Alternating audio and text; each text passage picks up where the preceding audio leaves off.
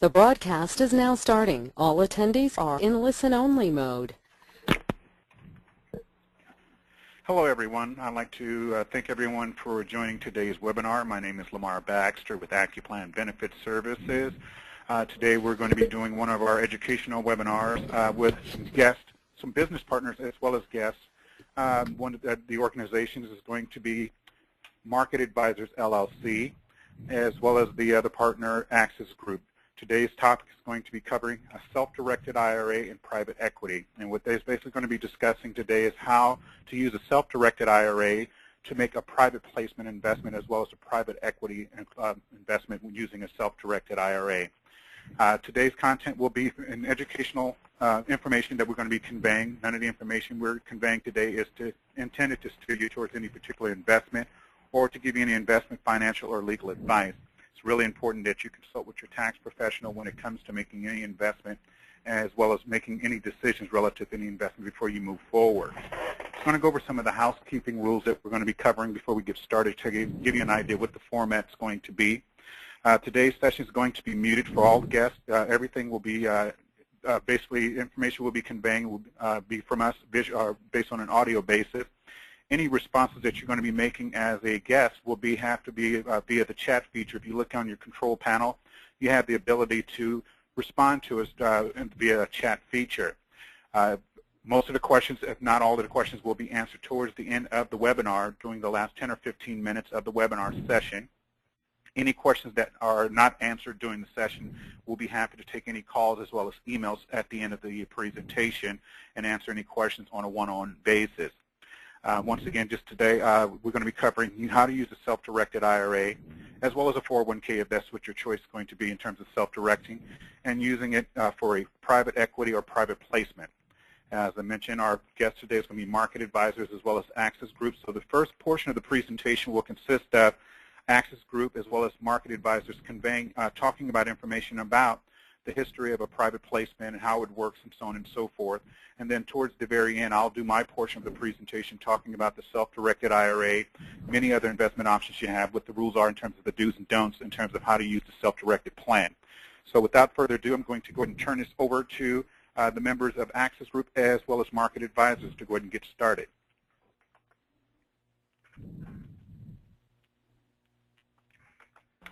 Okay, I'm just going to turn this over here. So, Paul, you should have access to the controls here. Okie doke. I've got show my screen. There we go. Up and running. Well, thank you very much, Lamarr. I appreciate the introduction, and I would like to also myself welcome everybody to this webinar this afternoon. As you can see from the title page, we're going to be talking about self-directed IRAs and private placements as being a great match, the private equity offerings in the Jobs Act. We're going to be going over that, and I'd like to go ahead and introduce my partner as well, and at the same time kind of read through this notification. Lamarr already has mentioned the same thing, but it's important for us to say the same as well. This presentation is intended for general information purposes only. As Lamarr said, it's an educational webinar. Market Advisors LLC sponsors investment funds as well as serving as a capital strategy consultant specializing in private equity funding. That's kind of our background.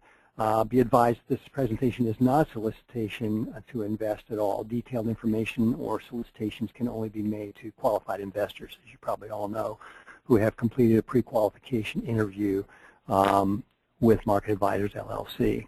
So I'm going to turn this over to John Marai, who is the Managing Director of Market Advisors LLC, and let him tell you a little bit about what we're approaching in terms of some of the changes that have happened recently with respect to the Jobs Act, as you can see here.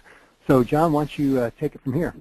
All right. Thanks, Paul. And thank you, Lamarr, for having us on today, and welcome everybody who's listening. What I want to try and do today, and what I want to get to Access Sourcing Group, who's one of our clients, because they just have a really interesting story. But mine's somewhat interesting, but certainly maybe a little less exciting, a little more vanilla. But I want to get into why are we even presenting private equity opportunities or investments, or how that should be considered for someone like you, those of you that are listening that have self-directed IRAs or intend to start a self-directed IRA. And I'm going to make it very current and very relevant. I'm not going to rehash, just the fundamentals of private equity investing. I think you all know what that means. But I do want to talk about why this is getting pretty darn exciting. And it has to revolve around the Jobs Act, which was back in April of 2012, and President Obama made it part of the Jumpstart Our Business Startups Act, and that's how JOBS, the acronym, came about. And it was meant to facilitate the ability for companies like Access Sourcing Group to be able to raise capital to fuel either their startup ideas or their growth. And in the case of Access, it's about a growth opportunity. But the beautiful thing about it for those of us who are just, an investor who's not, involved in billion-dollar equity funds and those kind of things, which are basically, only available for the ultra-wealthy, we've had limited access into private equity investing, and it should be part of our portfolios, in addition to maybe real estate, in addition to maybe a few stocks or mutual funds that you like, or any other ideas you have. But private equity is a wonderful opportunity to get involved in something that could be explosive, and not only be intimate with people that are doing something that you can relate to. And we'll talk about that, on why you should invest or what to look out for. But the Jobs Act came around, and it's supposed to facilitate the ability to raise money, make it easier, ease regulations, and also facilitate what's called crowdfunding. And that's a buzzword we hear a lot today in the media. Kickstarter is one of the platforms for crowdfunding that we read a lot about, usually having to do with the arts or movies. And I'll go over a few, like my top 5, that you all might want to take note of, and you may want to get online and take a look at, because it will introduce you to a lot of opportunities. However, the Jobs Act is not complete. It's in law, it's been passed, but the rules have not been published by the SEC, and that's what all of us in the legal and finance communities are waiting for. What are the rules? And we've been waiting on pins and needles for over a year, and we hope to get it any day now, so that basically equity funding can be really ramped up to the ability of those of us that want to make it part of our portfolios and make it easier for us to take a look at opportunities that we can get excited about. So not to go any more deeper into that, but to touch on the 5 favorite platforms that you today can actually sign up for, get involved in on the internet, and start looking at opportunities. And I have them listed here: Kickstarter, Crowdfunder, AngelList, CircleUp, EquityNet. I only have Kickstarter in there because I want to make a comparison. Kickstarter is for the arts and for community fundraising. It does not allow equity fundraising. It's what's called a reward program. So maybe you saw some articles about Zach Braff and starting one of his movies and raising $2 million to fund his movie. Well, the investors that did that, and there were many of them, pledging maybe $20 or $100 or $1,000, only got rewards. And what they probably got was some tickets to the premiere when it gets done, and they got some tchotchke stuff with the brand of the movie, etc. And that's what the majority of crowdfunding sites are on the internet. They're called reward-based. But for equity-based opportunities, where you actually, as an investor, participate in something exciting like an Access Sourcing Group or any other company that's trying to raise money, you can look at the next 4: Crowdfunder, AngelList, CircleUp, EquityNet. They all have companies on there that are seeking capital from investors, and it's just a great way to peruse what's going on, look at different industries, and decide what you might like to pursue as putting into your self-directed IRA portfolio. As you all know, and what even Lamarr will touch on later, is that you are able to invest in private equity through your self-directed IRA. So Paul, let's go to the next slide.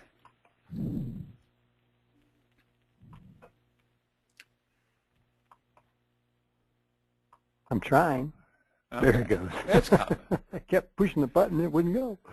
So a little bit of information from our point of view, if you're an investor, what you might want to look for. We tried to simplify this because we just don't have the time, but we invite you to ask us questions at the end of this webinar, or even to get in touch with us on your own to have more in-depth conversations.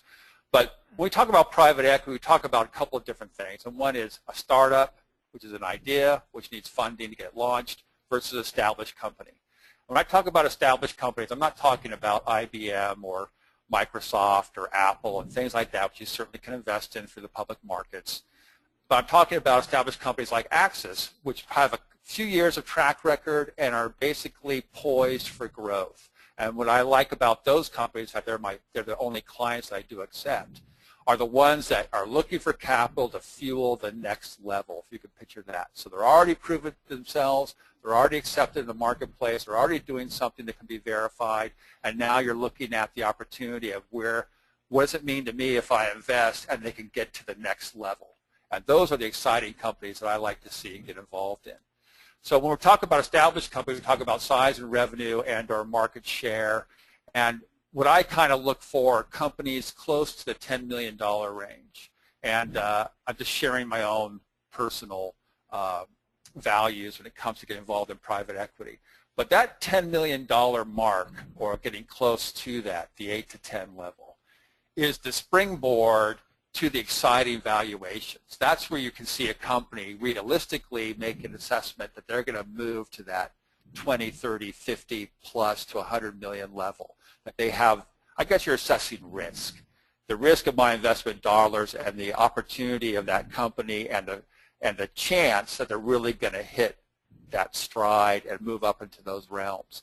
That's where you get the payoff. And I think any venture capitalist and anyone running a private equity fund will tell you that your true valuations for the big payoff are at the 10 million revenue level, then springboarding up from there. So the next thing is obvious. How well do you understand the business? Stay away from business you simply don't understand. For me, I stay away from tech. Oh my God, but tech's the exciting frontier. Yeah, but I don't understand it. I mean, I understand how to play Angry Birds. I don't understand how they programmed it.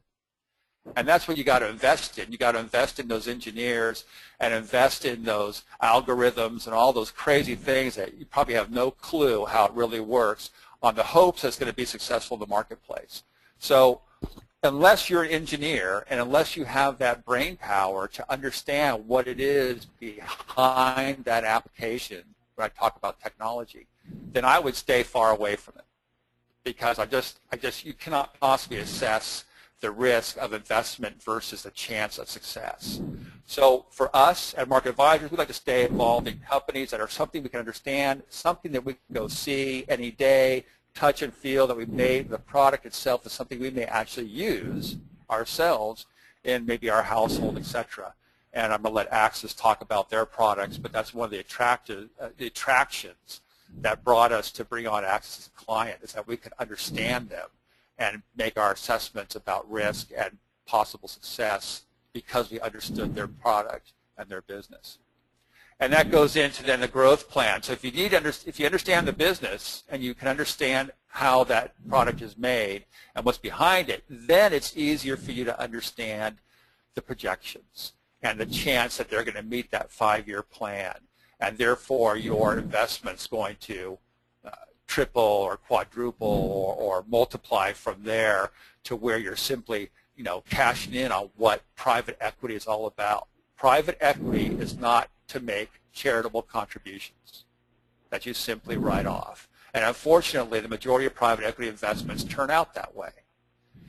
What private equity is all about is to get in on a business that can catapult itself so you as an investor reap the rewards. And I drive that home to everyone I talk to. And believe it or not, a lot of people just don't think that way when they look at these opportunities.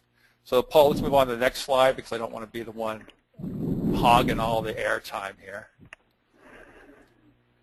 So let's talk about tools or the vehicles that you'll see when you're involved in private equity. If you're to go to Crowdfunder or go to Angel List, for example, and look at the opportunities like an Axis sourcing group, you can find out what it is they're offering as the vehicle to attract my money. And here's the general categories. And I apologize for being redundant or too basic for those of you that are savvy investors. But for those of you that are just considering private equity, here's what you want to look for. It could be a debenture, simply meaning debt. They're going to offer you some deal on debt with some sort of fixed rate, and then probably call that debt at some point in time. Not very interesting. It's good for some fixed income, but in a private company, I would like to see a lot more sizzle for my dollar than just debt. So then you get involved in stock. And what kind of stocks are there basically? There's common stock and there's preferred stock. I prefer, that's kind of a funny way to say it, preferred stock.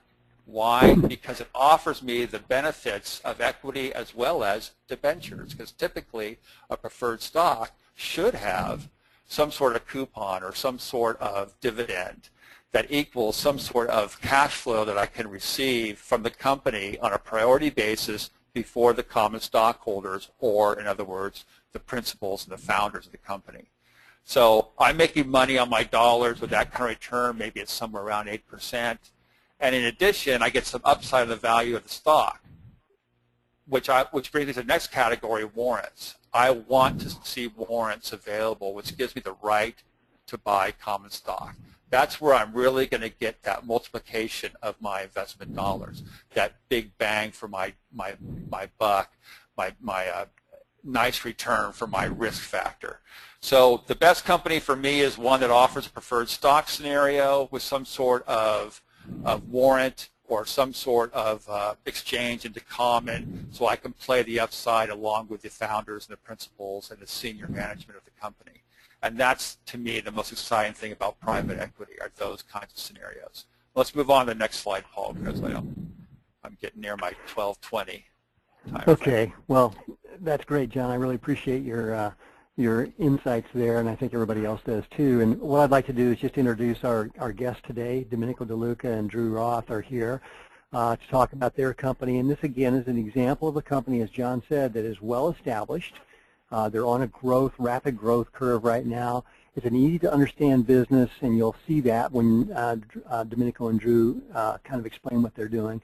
And they're offering preferred stock and warrants, as John just mentioned. So I'm going to turn it over to you, Dominico, and let you introduce Drew, and you can take it off from here. Sure. Well, thank you so much, Paul. I appreciate it. John, thank you so much for that. And Lamarr, thank you for putting this together for us. I want to thank all of you for attending this forum. My name is Dominico Deluca. I am the president and founder of Access Sourcing Group, along with my partner, Drew Roth, who's our chief financial officer and founder, and Mark Knoll, who's our vice president and founder also. I've been in the products retail business for about 24 years now, building brands, marketing, manufacturing products to retail distribution, many times from concept to retail shelf. Our company is and has been experiencing rapid growth and success. Our company, Access, is very well established and is easy to understand, as John was saying.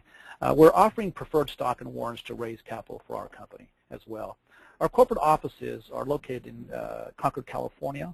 We have an office in Bentonville, Arkansas, Charlotte, North Carolina, New York, Hong Kong, and Ningbo, China. If you could switch the slides there for me, it'd be great. I'm going to give you a little bit of company history on what we've been doing here on this next slide. Access Group was founded in 2009, providing unique and proprietary services for business seeking sourcing projects. This following early success with clients, as you can see them coming up on your screen there, Walmart, Home Depot, Sam's Club, Target, Costco, Lowe's, and so forth.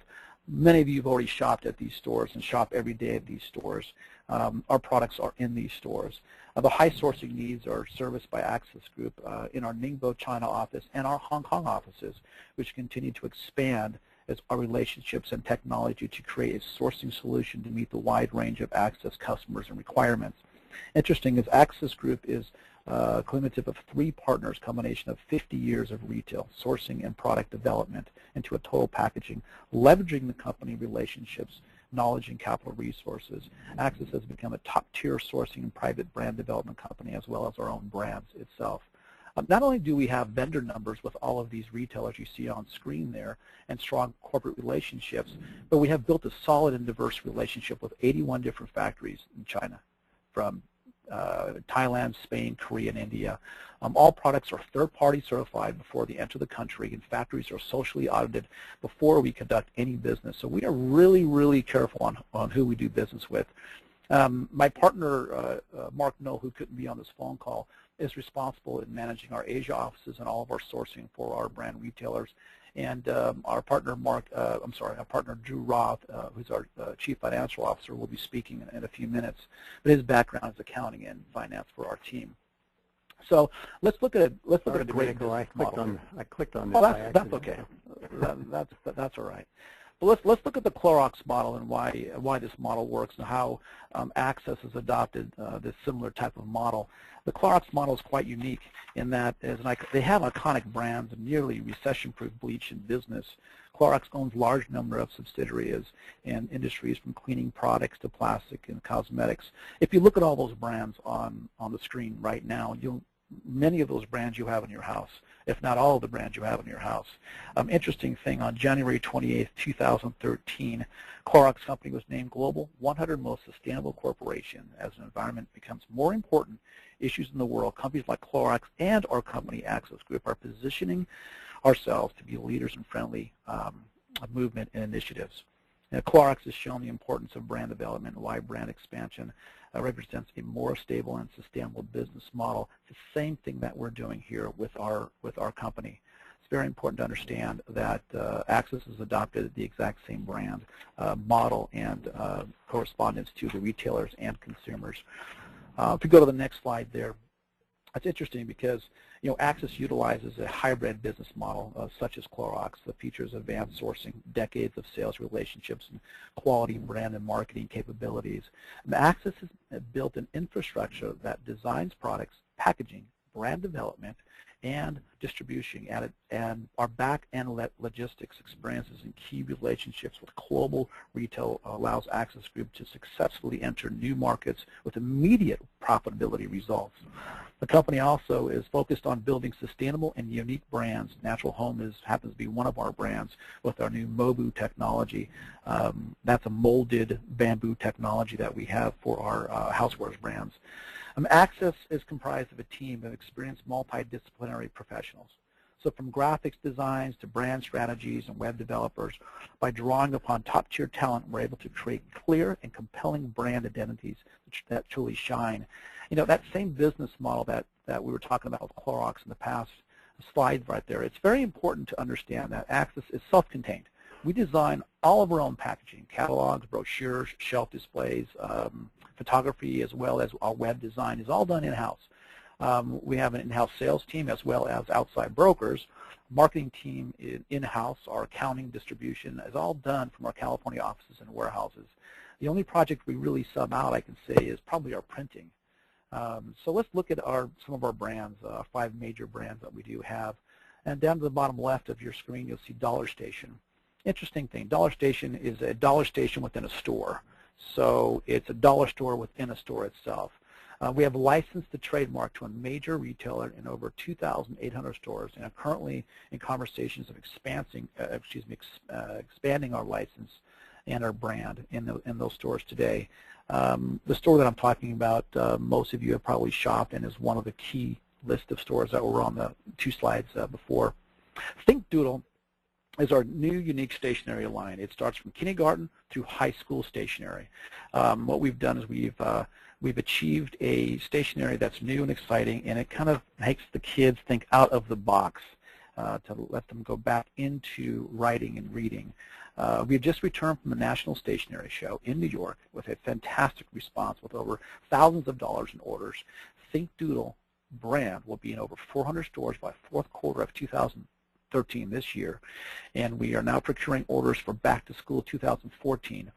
The orders that we are procuring, we're on track to being in excess of 2,000 stores by 2014. It's very exciting for the brand Think Doodle for us. Smart, right next to that, is a cleaning cloth line.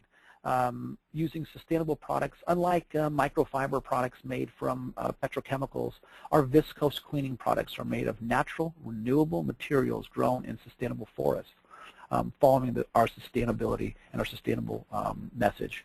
Currently, we are in over 700 stores and expanding into over 1,500 by the end of 2013. We are currently on track to have distribution to over 3,000 stores in 2014. Very exciting. Everyday Gourmet, right next to that, is a kitchen gadget line of products that are unique in design, such as our watermelon slicer. That one product in 2012, we were in 200 stores. From that success, we've expanded in 2013 to well over 1,100 stores, and our growth plan right now, as we speak, for 2014 will be in over 2,600 stores carrying the product line. This is a fantastic success story that is really only a year and a half old, and that the brand itself is really taking its own legs there. Natural Home is our coup de grace of brand, Natural Home brand. It's our kitchen utensil line. This is the MOBU, the molded bamboo type of product. Natural Home follows the Access model of being unique and sustainable. All Natural Home products are made with 100% sustainable bamboo and high-quality recycled stainless steel. We have a licensing agreement with a company called Ogden Publishing, which publishes a magazine called Mother Earth News magazine, as well as other magazines around the United States. Currently, the Natural Home brand can be found in 750 stores nationwide. 2014, we will be in approximately 1,600 retail stores across the United States. You can see all these, by the way, if you go to access-sourcing.com. That's AXIS-sourcing.com. You'll see all about our products and our brands and what we do. What I want to do is I want to turn over our growth model to my partner and also founder of Access Sourcing Group and Access Group, Mr. Drew Roth. Drew, you want to take over from here? Great. Thank you, Dominico. I just want to thank everybody for joining us on this call today. You're probably looking at this saying, well, how do these guys do this? How does this growth model work? Well, you know, what we've been able to do with the key relationships that we have at retail and identifying gaps within the retail market to where we can utilize our buyer relationships, we're able to bring in our brands. So Access strategically assesses its brands, and then we review the strength in the category to then bring a value offering to the buyer or the retailer to achieve a on-shelf margin that is greater than the store is currently receiving from that shelf space. So, you know, what we do to achieve that dynamic or that retail margin from the stores, because the store shelf space needs to accumulate a gross margin for the store placement or the product placement. And we bring that value opportunity by doing research with Nielsen's, IRI, and different types of trend companies within the marketplace. So we research our brands for replacing that shelf space to achieve a higher gross margin for Walmart, for Target, for all the major mass market retailers. So we reference touch points to define and illustrate every potential point of contact between the Access brand and the buyer and the consumer.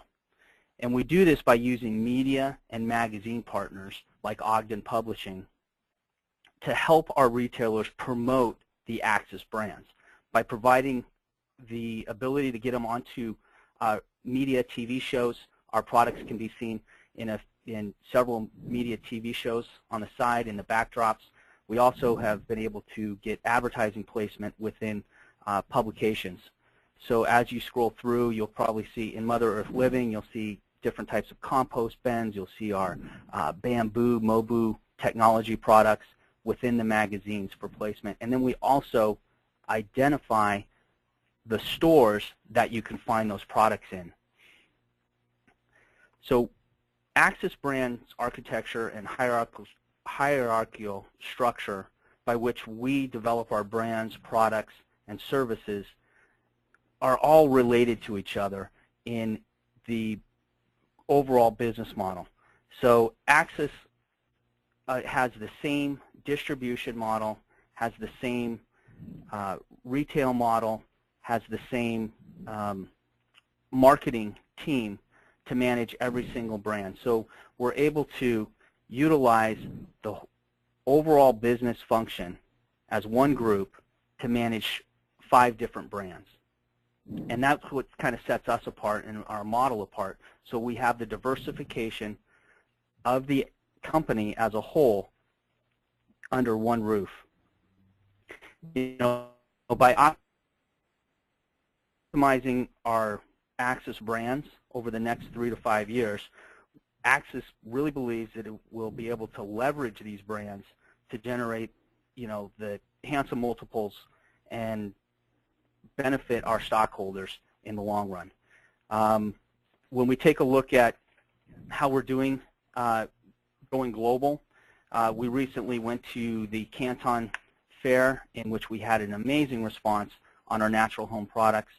By going globally here, we're using our factory relationships. As Dominical pointed out, we have over 81 factories worldwide, and our buyer relationships, and we're connecting with European retailers. We're connecting with a lot of the Middle Eastern retailers that are looking for these type of sustainable products. So Axis has been able to establish its products to license to these other countries, and that is just the beginning for the company, and it's going to be a new distribution channel for the company, I would say, within the next 2 to 3 years. And in closing, I would like to thank everybody for allowing us to introduce Axis Group, and thank you for the time in explaining our business model. Great. Well, thank you very much, Drew. That was great, Drew and Dominico. I appreciate your time and explanation. I think it's exciting what's going on there. And this, again, is another great example of the kind of company you want to be looking at when you go to your crowdfunding sites to explore. So we'll wrap it up here on our side. And on the screen right now, you can see the contact information that we have for market advisors, Don Marai and myself, Paul Davis. Our phone numbers and our email addresses if you have any interest in talking with us any further. If we don't answer any questions that you might have that come up later on, feel free to contact us. And I'll turn it back over to you, Lamarr. Okay, thanks a lot, you guys. This is some great information that was covered. I hope everyone on the call really understand which direction crowdfunding is really going to take the ability for investors to be able to take advantage of some great investment opportunities, as well as for some of the startup and exist business to be able to use private placement and crowdfunding coupled with self-directed plans as a source of raising capital for investments. So we're going to go ahead and start the portion of the presentation talking about the self-directed IRA and how that ties into a private placement investment, and how, once again, crowdfunding will play an integral part in terms of using that medium as a source for raising capital to raise capital for startup as well as existing businesses. For those who joined onto the presentation at late, I'm going to go over the information relative to our disclaimer. Once again, information that we convey in these presentations for educational purposes only. It's not intended to steer you towards any particular investment. It's very important that you consult with your tax, financial, and legal professional before you move forward on any investment. Once again, there's a lot of opportunities out there, and not to say that any investment is bad. It's really important that you have the tools in place, coupled with the education, to move forward to make a sound and hopefully a solid investment decision moving forward. So with that being said, I'm going to get started. AccuPlan is a self-directed plan, or should I say self-directed custodian, that provides self-directed services for both IRA and 401k plans. We're a national company in which, once again, we have a solid staff in terms of individuals with solid financial backgrounds, understanding both the retirement plan industry as well as the investment industry. We maintain a staff of expertise in both tax, legal, and IRA professionals, basically to make sure that any transactions that you're putting forth is going to be a compliant transaction. With the self-directed IRA, it's not a plan that is for everyone. It's more what we call a do-it-yourself retirement plan. So a lot of the hand-holding that you may have received with some of your traditional custodians is not available through a self-directed plan. Our motto is invest in what you know and understand. So if it's not something that you're really equipped to or ready to move forward on, and you don't have the team in place to assist you with those types of investments, you definitely want to assemble that team before you get started with using this type of plan. But once again, it's an excellent tool looking to grow your retirement plan using traditional investment options such as private placements, as market advisors and Axis Group had just conveyed in their previous presentation. Some information I'd like to cover before we get started as to why a lot of people are considering a self-directed plan. As of January 2011, it was estimated that 10,000 baby boomers per day will turn 65 for the next 19 years. Of that segment of the population, they say 75 to 80% of that population will not have the ability to retire at the age of 65 and beyond. Most will be forced to work longer hours, not to mention more years, because they don't have enough money in their retirement account. And a lot of that can be attributed to the losses that were sustained to retirement accounts back in 2008, 2009. Most will be forced to continue to work beyond the age of 65, facing skyrocketing health care costs and diminished Social Security as well as Medicare benefits diminishing. So a lot of those benefits that previous generations, our parents and grandparents, had the ability to take advantage of may not be there for us. So it's really important that we take a proactive approach and a mindset when it comes to growing our retirement account. And once again, a self-directed plan is definitely the option to be able to look at every investment opportunity that's available to you, both traditional as well as alternative. Inflation and cost of living will play a huge role in terms of diminishing or eroding your fixed income that you may have set aside for your retirement. So, you got to keep in mind that not in addition to the inflation and all the other variables that I just mentioned in terms of will erode your retirement plan, you have to also look at some of the fees that some of these custodians are charging that is also eating away at your retirement plan. Over $4.7 trillion is accumulated in both IRA and 401k plans, and only 1% of that 4% of the $4.7 trillion is invested in self-directed or alternative investment options. So that's something that really needs to change if we're looking to really diversify investment portfolio and basically have some sound investment opportunities moving forward to grow a retirement account to be able to sustain us in our retirement years. It is said that up to 90% of the population is not even aware that a self-directed plan or self-directed IRA exists. And of that 90% of the population, that would include your attorneys, some of your financial planners and advisors, as well as some of your other tax and legal professionals. I'm actually giving presentations on a regular basis to some of these professionals to bring them up to speed on how the self-directed plan works, as well as what the benefits may be for some of their clients.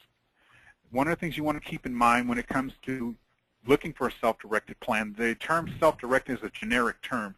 If you were to contact your existing custodian, they will tell you that you have a self-directed plan. A truly self-directed plan allows you to invest in both traditional and non-traditional investments. So what does that mean? That means if you were to contact your existing custodian and ask them, could you directly invest in some of these private placements? Remember, a lot of times you can invest in public stock, but you're restricted from investing in private stock. In addition, if you were to contact them and tell them that you want to invest directly in a piece of real estate, that would be something that their plan agreement will not allow you to do within that plan, which will basically prompt you to have to move all or a portion of those funds out of that plan over to a truly self-directed plan to take advantage of those types of investment opportunities. Diversification is the key. As I mentioned in the previous slide, $4.7 trillion in IRA and 401k assets. Most are invested in Wall Street or traditional investments. Majority of those funds are invested in mutual funds and some of your other traditional investments such as mutual funds, CDs, I would say a lot of them private stock. You got your mutual funds, CDs, and all your other traditional investments. So once again, there's nothing wrong with those investments. Once again, the key is diversification. You want to have monies in both those traditional investments, but as well as looking at some of your alternative investments as we talk about some of the private placements. Moving forward with the crowdfunding, just keep in mind, there's going to be a lot of capital, private capital coming off the sidelines. I mean, you think that the IPO market was pretty hot back in the 90s. This is going to be a repeat of what happened in the 90s when a lot of the tech boom companies, a lot of companies had taken advantage of the tech boom. There was a lot of private capitals through IPOs that was basically raised to get these companies started. This is what's going to happen with a lot of tech companies as well as a lot of different other traditional companies where private capital through this crowdfunding medium will be allow you to be able to go out and raise that capital and be able to invest in some of these alternative investments. So our motto in the self-directed IRA industry is invest in what you know and understand. As I mentioned in a previous slide, it's really important that you either have the education as well as the team in place to aid you in facilitating any investment that you may consider using a self-directed IRA or a self-directed 401k platform. Here are some of the more common transactions that most of our clients are investing in, and this is not limited to these categories. I would say these are the more prevalent categories in Northern California, but of course there's some more categories that I'll share in some upcoming slides. But real estate, I would say, would be the #1 asset class, and real estate will consist of both residential, commercial, land, as well as international real estate. In addition to real estate, a more passive approach, a lot of our clients are also taking the advantage of investing in, for example, private placements through PPM. Once again, it's pretty much what was discovered in the previous presentation through Access as well as Market Advisors. Precious metals was pretty hot in, say, in 2009, 2010. There's still a handful of clients that are still investing in precious metals. It's important, once again, to truly diversify your investment portfolio, but also to make sure that you kind of watch what's going on in the economy and within the market as a whole as to how diverse your portfolio is and what basically you have in what certain one asset class versus the other, in terms of making sure that you have a balanced weighted average within your portfolio based on what's going on as it relates to current market conditions. Private notes and loans, another way of basically using your self-directed plan, whether it be secured and unsecured, to be able to invest in, whether it be a business, invest with an individual, you name it. As it relates to some recent litigation with some other custodians, a lot of custodians right now have kind of put unsecured lending on hold until we find out what's going to happen with some of these other custodians as it relates to the litigation surrounding private lending for unsecured loans. But IRS Code 4975 basically does not restrict you from making a non-secured loan. For the most part, most of the custodians, until the litigation is resolved, is going to allow you to make a private loan unsecured through an LLC structure. And if you have any questions on that, give me a call and I'd be happy to go through how that structure looks and what's involved in terms of making that type of investment through an LLC. The more prevalent way of making loans, once again, is secured by some form of a tangible asset, such as real estate, an auto. You can actually secure a loan via a UCC1 through a business. So these are some of the options that you have when it comes to making loans out of your self-directed plan, which is also another form of investment that's available to you through this type of plan agreement that's not available to you through your traditional investment custodian. Private companies, this ties directly into what was just covered in the previous presentation by both Market Advisors as well as Access Group. Private companies, this is where companies are looking to raise capital for both startup and existing businesses. Crowdfunding is going to play an integral part in terms of facilitating or basically giving the consumer the opportunity to make these types of investments, as well as the investment offers to be able to raise capital through other sources, including self-directed plans. As I mentioned, invest in what you know and understand. These are some of the more common transactions that are basically occurring nationwide. Once again, not limited to what you see on your screen here, but this, once again, is just give you an idea to look outside of, think outside of your blinders, so to speak, and ask yourself, are you truly diversified in your investment portfolio? Is your current custodian really offering you true diversification in terms of being able to make investments in a lot of different opportunities that's going to grow your retirement account at a much safer and a more rapid pace than what you may be experiencing currently? So IRS Code 4975 is the IRS code that basically lets you know what you can and cannot do as it relates to making an investment through a self-directed plan, whether it be an IRA or 401k. And basically what it says, in any transaction, it must be an arm's length transaction. The IRA cannot engage in any transaction directly or indirectly with anyone and anything considered related to the IRA. So for example, if you were looking to invest in, say, a private placement, that private placement cannot be owned by you. Well, it actually can be owned by you, but you have to have less than a 50% controlling interest in that private placement. And you would also have to make sure that you have no majority control or decision-making ability within that organization that would basically give you the ability to have more of what they call a hands-on access to your funds through that investment portfolio. So it's important, once again, to understand these rules. Some examples of prohibited transactions between disqualified persons. And what a disqualified person is anyone who is, including yourself as well as the spouse, and I'll talk about who the other parties are in an upcoming slide in terms of who you can and cannot do business with. So one of the things that, once again, in terms of what's considered a prohibited transaction, any selling or exchanging or leasing property, for example, lending money or extending credit, furnishing goods and services and facilities to any disqualified persons. Two key points with an self-directed IRA is that you cannot participate in any personal use or any self-dealing. It must be an arm's length transaction, and that is the reason why, as a custodian, we serve in a trustee capacity to make sure that we keep it an arm's length transaction. Therefore, we're going to be signing off on any and all of your documents to make sure that you're in compliance with all the IRS rules. So as I mentioned in a previous slide, disqualified persons are those who are prohibited from actually doing business with the IRA either directly or indirectly. So as I mentioned, examples of disqualified persons would be you and your spouse, lineal ascendants and their spouses, lineal descendants and their spouses, any fiduciary of the IRA, anyone providing services to your IRA. So who would that be providing services? For example, I use my self-directed SEP IRA to loan money. So I know usually after my presentations, once that information or knowledge is known, I'm usually approached. Now, if I'm providing services through AccuPlan to someone who has a self-directed plan through us, because indirectly I'm providing services to their plan, I'm considered a disqualified person. Another example of a disqualified person, someone providing services or in a fiduciary capacity, would be CPA, real estate professional, financial planner, advisors who are looking to engage directly in an investment with you where they're also providing those professionals and fiduciary services. Those parties would also be deemed as considered disqualified persons. So corporations and partnerships, trusts, or estates in which you own directly or indirectly 50% ownership interest stake. As I mentioned, you have to own less than 50% ownership stake, and that would include you and any other disqualified person. So for example, you may own a business to where you say, well, I own 50% and my spouse owns 50%. You and your spouse or any other disqualified person cannot combine own more than 50% stake in that organization in order for you to do business with a self-directed plan.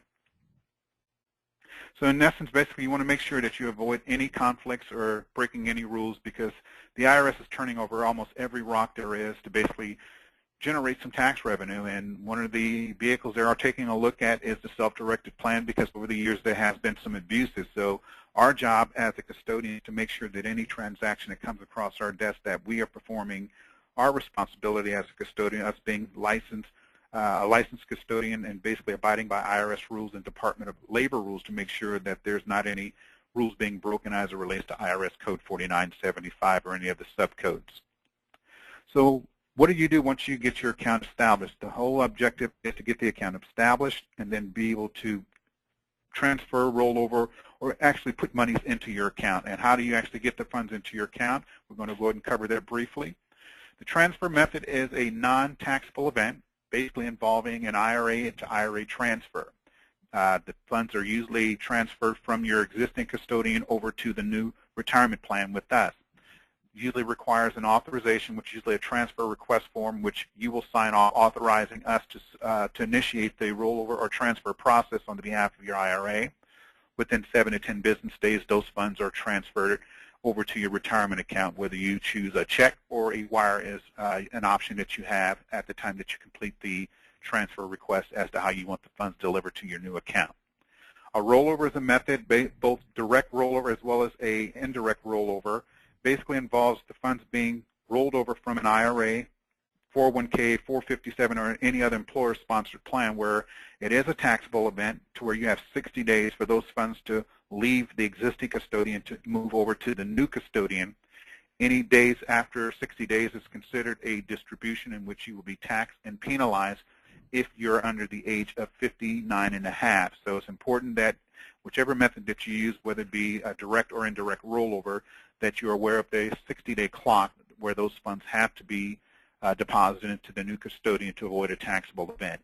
So usually what we will do once those funds are received to ensure that those funds were received in a timely manner, you're going to complete what's called a Rollover Certification form.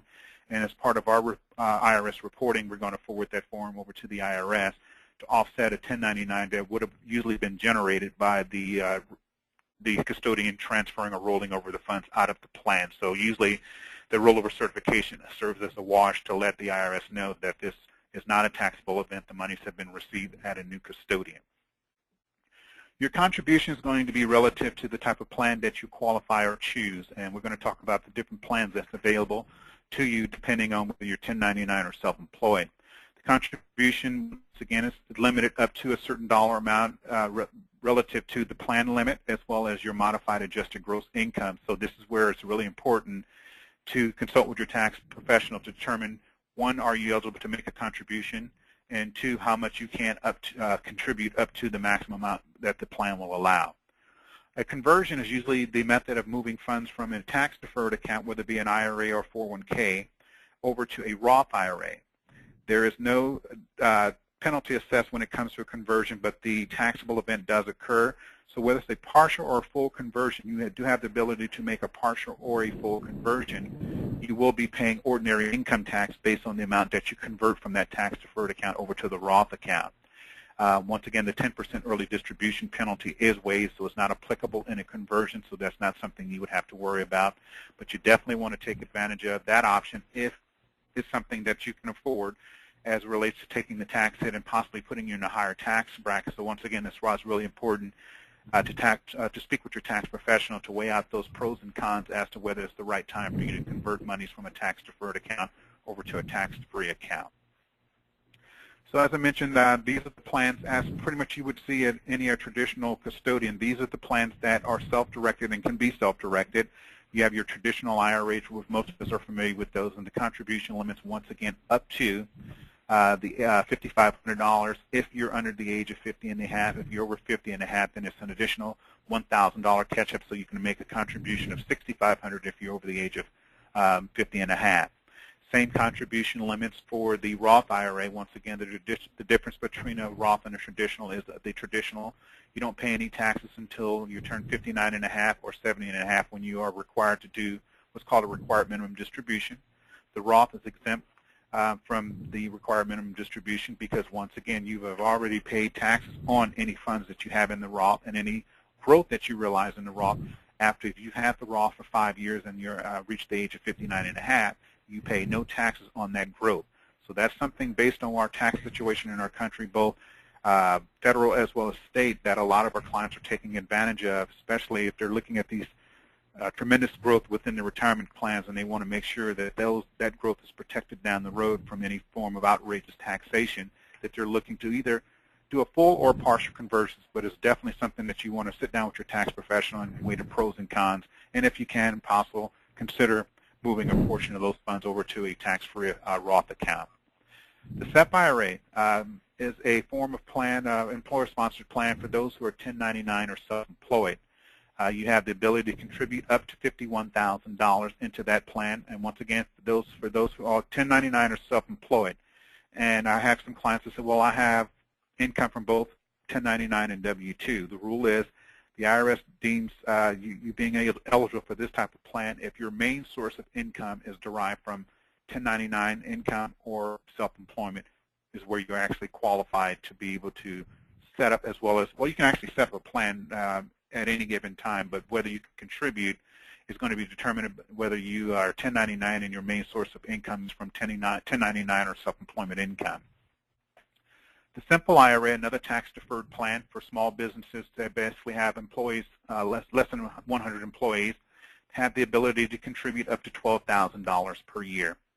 So once again, this is kind of a scaled-down version of a 401k. It's not as complicated as a 401k for those companies that have employees, but this is an alternative. If you're looking to self-direct and you have employees, it's a much scaled-down model than a 401k. A solo K is a hybrid between a 401k and a SEP IRA. This basically allows you as the plan holder, whether it be, usually it's for small businesses with no employees, unlike the Simple IRA, no employees, to where it could be usually general partners or a husband and wife, can basically establish this type of plan and contribute to this plan as both an employer as well as an employee. If you want more information on what the contribution limits are in terms of how that breaks down to the $51,000, I'd be happy to answer any information. We have a limited amount of time. So I would like to go ahead and move on to the next slide. But once again, if you have questions on how the solo K actually works in terms of the contributions as it relates to being an employer versus the employee or a combination of both, please give me a call. So the next step is, and the final step towards this presentation is, once you get your accounting established and funded, you're ready to move forward. So these are the steps to fund a private placement transaction using a self-directed plan. First step is establish your account. Usually that can be done online, or we can send over a PDF application where it can be set up the same day. Once we receive the application and proof of identity, we just can get that account set up, issue your actual self-directed legal vesting, as well as your account number. That way you're ready to move forward to enter in any contract that you see fit. The next step is to fund your account. And once again, your methods of transferring or funding your account would be via transfer, rollover, or contribution. Once those funds are once they've been received into your retirement account, you're ready to move forward with your investment. So one of the things you want to be aware of, depending on what type of investment and how soon the funds are required before you enter into contract, is to find out. I know in certain real estate transactions that proof of funds are required before you enter into contract, or at least before your contract will be considered. That's usually not the case for some of your other investments, but definitely you want to check, once again, as part of your due diligence, to find out what's required by the investment offerer before you move forward in terms of entering in a contract.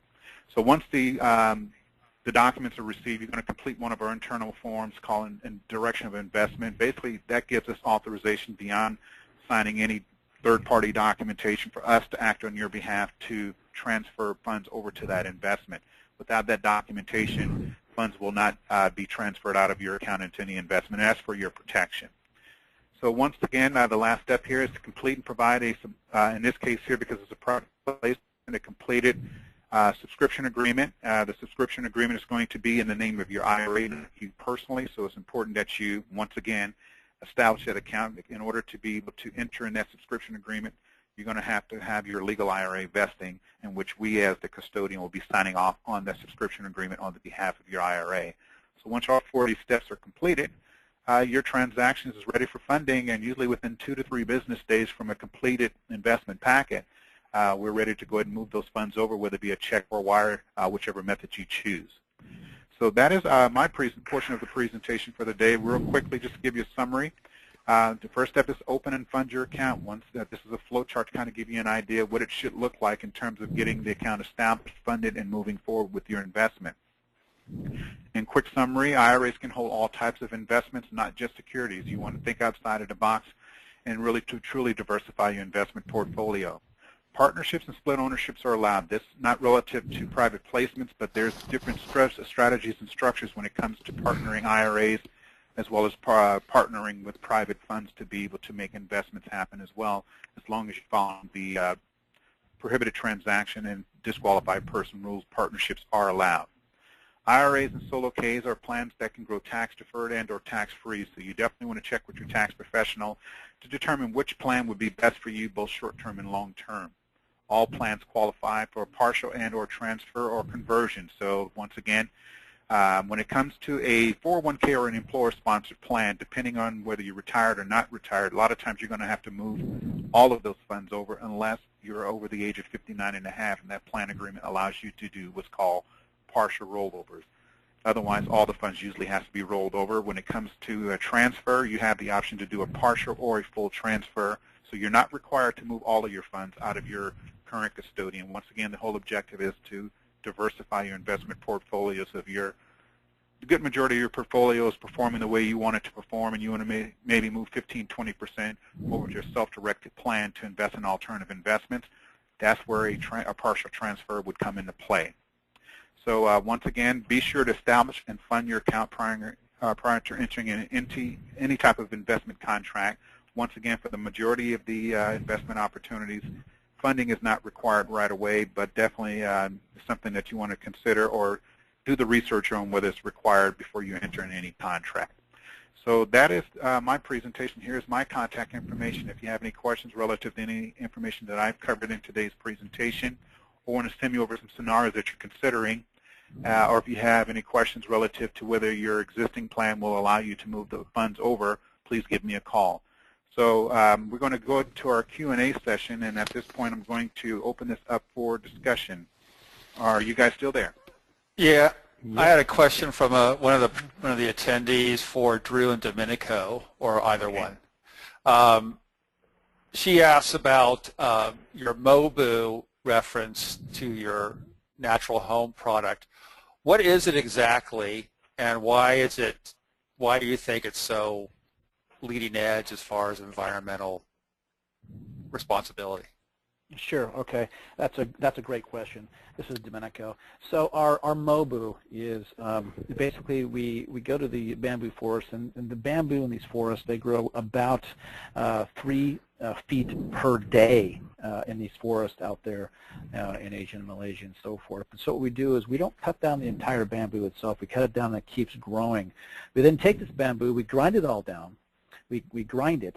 And we basically put it in presses. So what you have today with your regular plastic type of or polyolefin type of plastic spoon or fork that you use in your kitchen today that's made of plastic, which is not sustainable, we can actually mold our bamboo, high shine, looks exactly like it. It's 100% sustainable and renewable. And the great part about it is that it's dishwasher safe. Okay. I have another question here relative to you guys as well. The question is, which regulatory agency regulates private placements? I'll take that one. This is John. Well, you follow SEC guidelines and rules, and you also follow state law. So you have 2 tiers of law. You have federal and you have state, and each state is different. So, for example, the Axis, one of our clients, with their private placement memorandum is under Rule 506 or Regulation D, and it's basically we're allowed to participate in almost every state. The only one we stay away from is New York because they have Uber laws that supersede even the other 49 states and make it almost ridiculously expensive to bring an investor in from New York. Doesn't mean we don't. It's just that it has to be economically feasible to do so. But just to repeat myself, SEC, federal has their rules regarding private placements, and you have to also look at each state, for instance, California and the others, before you can take an investor from that area. Okay. I have another question that's also related to the information you guys had covered. Which crowdfunding portal do you think you would align yourself with once the crowdfunding rules go into effect? I'll answer that one again too, since I'm actually coordinating that with Axis. We already are on crowdfunder.com, so you can actually look up Axis sourcing group there to search it. We're also on Angel List, though we have not published yet. We're still finalizing the draft, and then we'll be on Angel List. And those are the 2 right now that we are most excited about. Okay, here's another question here. It says, how soon do you think the SEC will allow for crowdfunding to be implemented for public solicitation for non-accredited investors? Hey, Paul, why don't you answer that one? You know, right? That's the magic question. Nobody knows. Everybody, our securities attorney has been kind of following this on a day-to-day basis because he has a very vested interest, obviously, in having this thing come together. We really anticipated the initial guidelines were that the SEC had 152 days to come up with their guidelines, their rules, if you will. That was from April of 2012. That's obviously, we've gone way past that by more than double. So we're still waiting on a day-to-day basis, and nobody knows for sure when the SEC is going to get their act together and get these rules published. So that's kind of an answer, but we don't know. No, I mean, that makes sense there. I have another. I'm sorry, go ahead, John. Let me just jump in because I've got this up on my screen. Another question, again for either Drew or Dominico. The Smart brand, what is it exactly? The clause. Drew, you want to answer that? Go ahead. Yeah, I'll answer that one. It's viscose bark that comes from.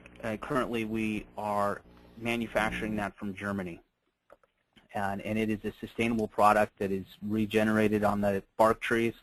The fibers are then woven together to create a very absorbent and very effective, economical type cloth. You can generally find these cloths in your local Trader Joe's right now. Okay. The next question here would be, and I guess either one of you guys can answer this, it would be Market Advisors or Axis. What is the minimum investment for a private placement investment such as your type?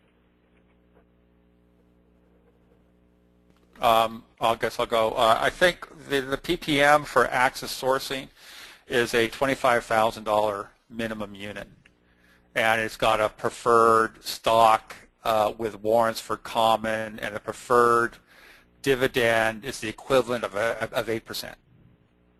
Okay. And I have one last question here, unless you guys have any others that's popping up on your end. Is what do you believe the minimum amount for non-accredited investors will be allowed via the crowdfunding rules once they're finalized? I don't know, Lamarr, do you? Actually, what I'm hearing is the sticking point right now is 5,000, but they want to go up as high as 10,000. So that's one of the sticking points when it comes to crowdfunding as to what's holding up them implementing the rules is the minimum amount that a non-accredited investor can invest. Right now, the SEC is proposing $5,000, but everyone else wants at least 10,000. Well, I would hope it'd be 5,000, honestly, because the whole point of crowdfunding is to generate a crowd of investors that get involved in your company. And if you make it too prohibitive for entry, especially for non-accredited, you're just going to lose the whole definition of what crowdfunding is all about. So I hope it comes in at 5. That'd be great for us, I think. Okay. Well, any other questions? I think that's pretty much what I have popping up on my end here. Any other questions? You guys have anything else that you want to discuss before we wrap up? I think the final one I have here that I didn't get to yet was someone was interested in Think Doodle. They mentioned stationary show, but I guess they're having a tough time grasping exactly what are you talking about. Sure, So you can go. Sure, yes. You know, the best thing to do is go to thinkdoodle.com. When you go to the website, you'll understand the different forums that we do have. We really think outside the lines and outside the box. It's not traditional stationery, for example. Our stationery, when you open up the stationery inside as a portfolio book, we may have, instead of just lined paper, we have little ants going through it, or we have like sharks and tails going through it and things like that. So if you want to go see any of our products like Think Doodle or Natural Home or Smart, once again, just go to access-sourcing.com. It's AXIS-sourcing.com. And it's kind of bring you through all of our brands, development, all of the retail stores that we're working with currently today, where our products are, and all of the questions that have been asked today and have been addressed. You'll see more of it on the website and more kind of in-depth about our company and our massive growth that we are establishing today, and the reason why we are working on this private placement. That's fantastic. I mean, that's it for me. I think that's pretty good. Good way to end it. Well, I'd like to thank everyone for joining, especially you guys for basically sharing that great information. I think this is going to be, once again, an integral method in terms of investing moving forward. Hopefully, before the end of the year, we can get this crowdfunding going, because I know a lot of clients as well as business partners are looking to raise capital for a lot of different projects, and really been carefully watching what's going on with crowdfunding. And I know private placements will play an integral role in terms of raising that capital. Any information that we didn't answer today in today's webinar, I want everyone to feel free to give us a call or send us an email. We'll be happy to answer any questions. This webinar actually was recorded, so within the next 2 business days, a playback link will be sent back to all registrants. So for those also that were not able to attend today's webinar but did register, will receive a playback link in which we encourage you to listen at your leisure, as well as to pass along to anyone else who you would think would benefit from learning from the material that we covered today. So with that being said, I'd like to thank everyone for taking the time to spend time with us today to cover information on the self-directed IRA and private placements with both market advisors as well as Access Group. I'd like to thank you once again, and have a great day. Thank you. Thank you. Thank you.